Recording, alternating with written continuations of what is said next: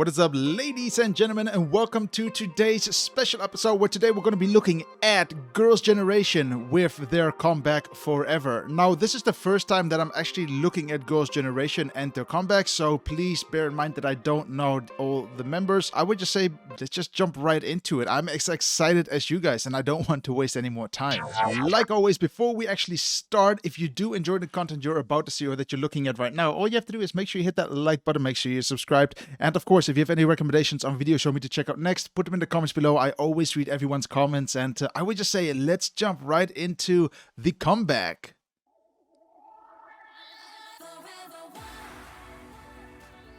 Beautiful stage design. I mean, can we just go back for a second? Like that intro, they knew exactly what they were planning. They were really going for something that was a little bit powerful, something that was more than just the basic intro. You know, all the lights all of a sudden appearing, going up. Very nice, beautiful close-up as well.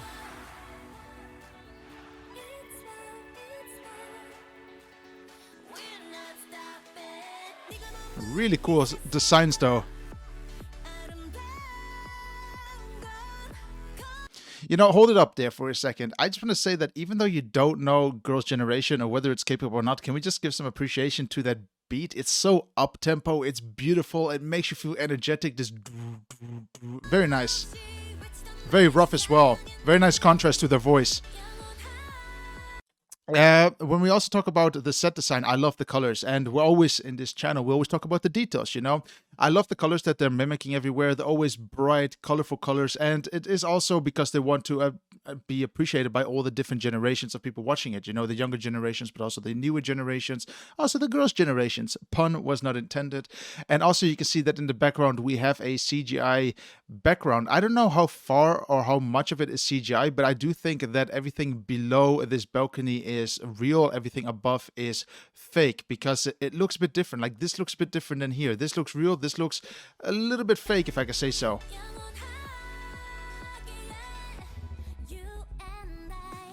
Those close-up shots are really good, by the way. Like, the close-up shots are always magical to me. Either it's a hit or a miss, but here it's more like, hey, maybe because I'm new to it, but hey, look, this is Girls' Generation, this is all the members. It's nice. You know, builds up that connection between you and the group.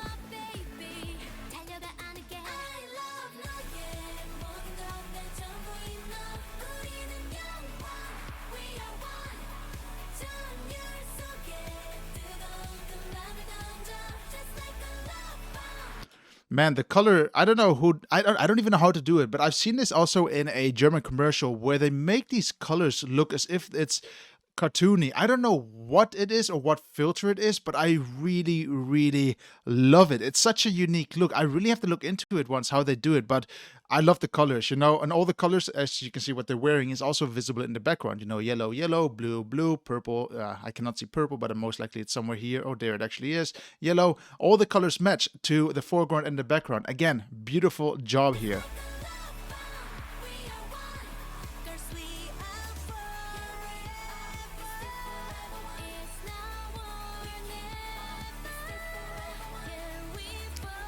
They also did a fantastic job with the mix between studio work and real-life locations. I mean, I actually have to go back here. We're now at 1 minute 8, but if we look at a set, for example, here, she's basically singing in a bar. At least that's what I presume. But I love how well this sells. This really just looks like a bar. And that's because we have such a minimal shot on the entire location, but with our fantasy, we can make it more realistic. It's actually quite magical if you can do that. It's always about selling something where you're not and still trying to push it forward. Really nice.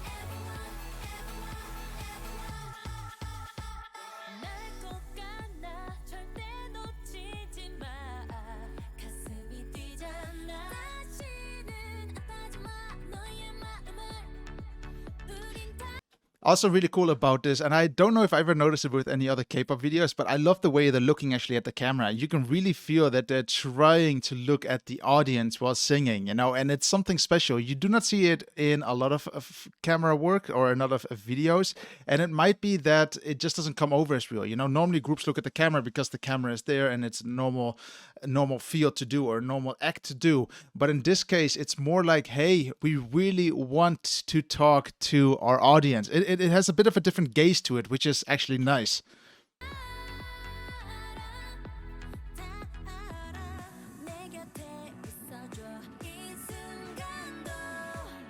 Hold up, what kind of transition was that? Was that two transitions on top of each other? Let's actually have a look.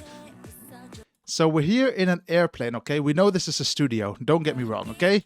But then we go to a next scene, but I can only presume 100% that this is something they masked in afterwards, because if you look here, there should be something blue here. The purple lighting is not really visible, so you can clearly see there's a difference between the two sets, you know? They're not in at the same place. So this is edited in, but that is such a clean transition. They did a really good job of masking out this curtain here as a transition phase.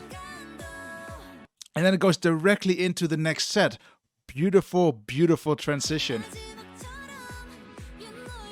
Sexy dress, actually.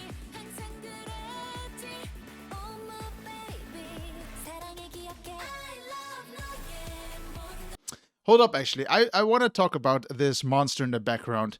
You know, with CGI, I always say that CGI is something you either do good or wrong. But what I like about what they did here is, A, they did a very good job with trying to still make it look as if it's really, really good, because they don't try to make something that's real. Because it's a monster, it comes over as something fake anyway, and therefore it blends in much better within the CGI world. Because, again, you're basically compromising that perfectionist with something that is unperfect, meaning it doesn't have to be perfect to be perfect. I hope that makes sense, but it's just much easier to make this work because, again, the monster is not real, and therefore CGI is okay. We know it's not real. It works. Really clever.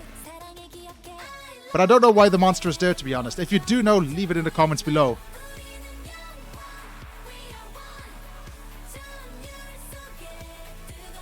Man, those colors are just fantastic. It reminds me a little bit of the Power Rangers. Like, I don't know what it is, but the colors really just pop beautifully here.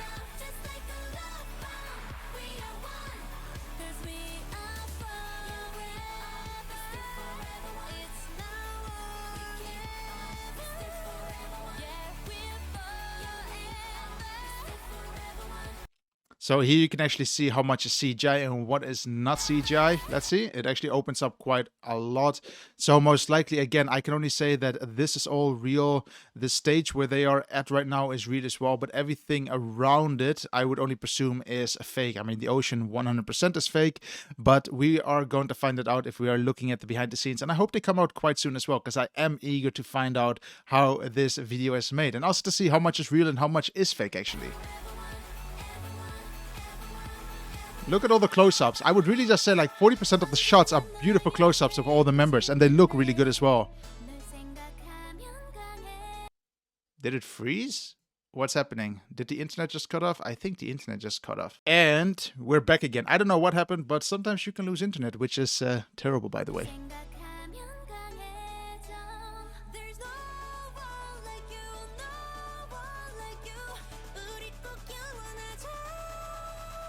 Again, also really cool that they are able to interact with props. It's always nice, especially when you work in these worlds where sadly a lot in the K-pop world is just green screen. It's really hard to interact with these places that you don't even know how it looks like until it's done in post-production. You know, if you're in a green screen room, it's all fake. But if you are working anyway with a fake location, the best thing you can do still is still add real props to it. It just adds a bit more sincerity to something that the people can interact with, and that's very important. You want to make sure that mix is really healthy. Like here, for example, even with the flowers being thrown at the curtain, it works, you know? It works because it is real, and it makes everything else look real as well. It's all about blending in the fakeness with the realness, which I really, really love. I also love all the camera angles itself. Again, and I didn't talk about too much about the camera angles, but what I do notice in this MV is that everything is nice and smooth. Everything is easy to follow. Nothing jumps around, goes too crazy, has vibrations or anything like that. They really made sure that the focus of this MV is not the craziness in the edit or in the camera work. It's really about the members, which is always appreciative. You know, at the end of the day, they are the stars. This is the reason why we're watching them. I watch these videos because, hey, I really enjoy looking at these videos and learn from them. But then again, the focus should be the members and their skill sets. And look, they're beautiful ladies, so why not just keep it simple and let people adore for who they actually are?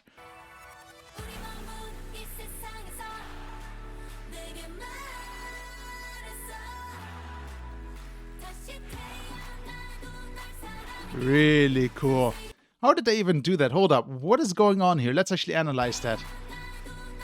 You can see that she's basically still running in full time speed, like the proper speed as me moving my hand right now, but everyone in the background is slowed down. What did they do here? Of course, I can understand what they do. They just layer two people on top of each other, or two groups of people. So she is group 1 basically doing her part, and in the background it's basically group 2, and that's slowed down.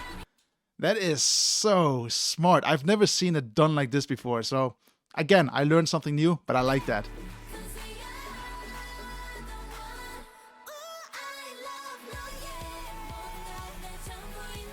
I don't know why, but it seems like fireworks is really the element of a great ending to a K-pop song. No, I mean, who doesn't like fireworks? That's always the most important.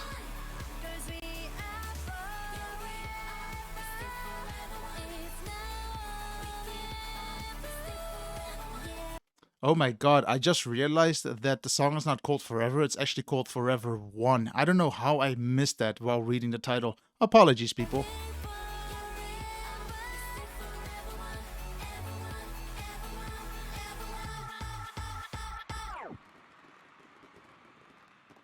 And that's it. That is actually it. And then, of course, I love how still SM Entertainment makes the logo appear in the color of the group. You know, again, here it's pink. And I really still think that's a small little secret Easter egg. You know, I always like that. Let's actually look at the ending, because I do want to point something out in 2 parts. So here, I thought this was a bit of a weak shot, actually, because I like it, but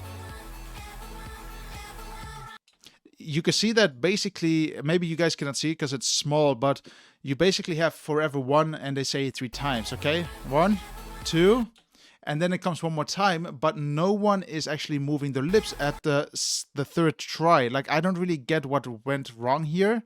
Could it be nice if they just redid the shot so that they say Forever One again one more time? Maybe it's not a lot of effort, just to make sure that they're not just standing still and it looks like actually that they're lip syncing the music. It could have just helped this shot out a lot. But I really love the set design itself. It's just so active. It feels like a party. It makes me feel alive. And then we have the last shot. I want us to see the logo and how it appears with the group. What I think is a bit of a shame is that we get this very nice outro of the members here, which I really, really like. Don't get me wrong, I always like when groups are able to look at the camera at the end of the entire MV, but then the logo just appears right on top of them. I don't think that's a good idea. I always think it's a bit rude, if I can say so, just to make them disappear. It basically shows that the logo is more important than the women themselves. But hey, look, that are just small things that I picked up over the last years that I learned as well, you know. Forever One. Wow, what a party. So yeah, guys, this is a Forever One from Girls' Generation, and I must say the MV is actually really, really clean. They didn't go out of the way to make anything look absurd or super hectic or super crazy. They really did a great job in finding that harmony while editing the entire video together. You can see that the focus of this video is really about the beauty of Girls' Generation, which I can actually adore, because these girls are actually really beautiful, and they didn't try to make it look more crazy than what it could have been as well. You know, it tends to be a big trend that currently a lot of MVs try to really just show how good they are with camera work, with editing and everything. But hey, I'm the kind of person who always says less is more. It's easier for the audience to understand what is happening on camera, and this is a clear example where you can clearly see I could enjoy what was going on without thinking too much. And it has a very simple storyline about progressing and becoming together as one, which is nice. But yes, ladies and gentlemen, what do you actually think of this MV? Do you like Girls' Generations with a Forever One, or did you not like the MV? If you did or you didn't, make sure to say why in the comment sections below. And of course, if you did enjoy today's content, make sure you hit that like button, make sure you're subscribed, and I look forward to see you all on the next MV. Guys, like always, stay healthy, stay safe, and I'll see you on the next video.